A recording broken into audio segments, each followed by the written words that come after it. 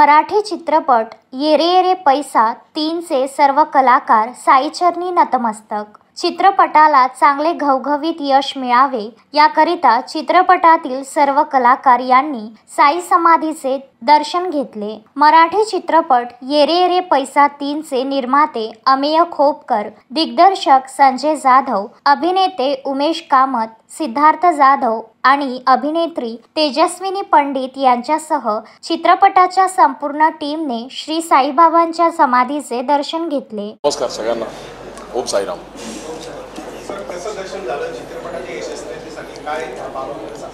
अप्रतिम दर्शन झालं, अप्रतिम। म्हणजे मी सगळ्यांना म्हणालो पण समस्त शिर्डीकरांना की मी शिर्डीला ही माझी 5वी की 6वी खेप असेल, फार येऊ शकलो नाही मी, पण पहिल्यांदा इतकं सुंदर दर्शन मला झालं, इतकं सुंदर दर्शन म्हणजे बाबांकडे मी फक्त बघतच राहिलो आणि इतक्या जवळून मला बघता आलं, त्यांचं दर्शन घेता आलं। मला खरंच खूप भारावून गेल्यासारखं झालं।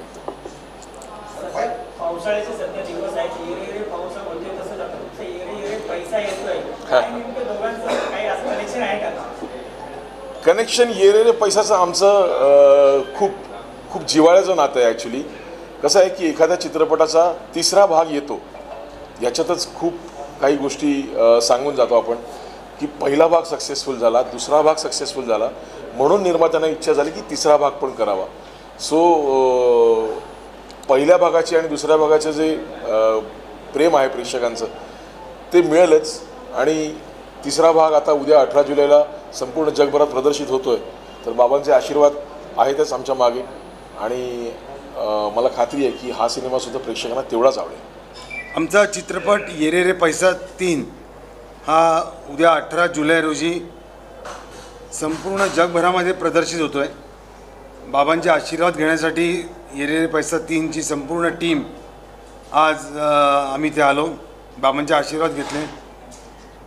मंदिर प्रशासनाने उत्तम व्यवस्था इथे सगळ्या भक्तांसाठी केलेली आहे, ते बघून फार बरं वाटलं आणि खूप छान दर्शन झालं आणि बाबांचे आशीर्वाद मिळाले आम्हाला।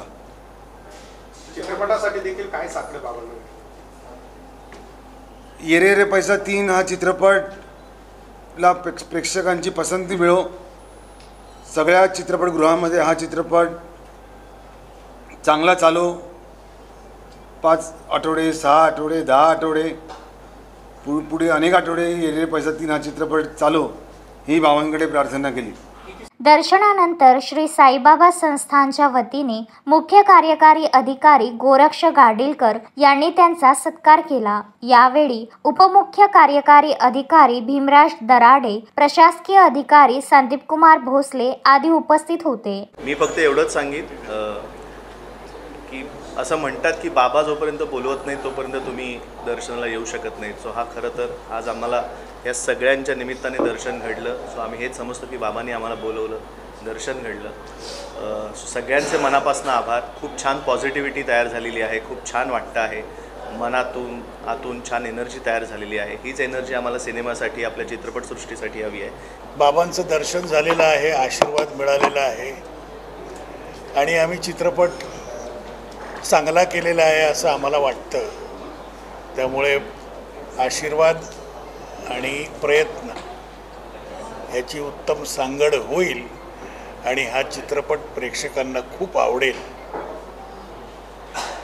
अशी खात्री आहे। NP9 न्यूजसाठी राजेंद्र दुनबळे, शिर्डी।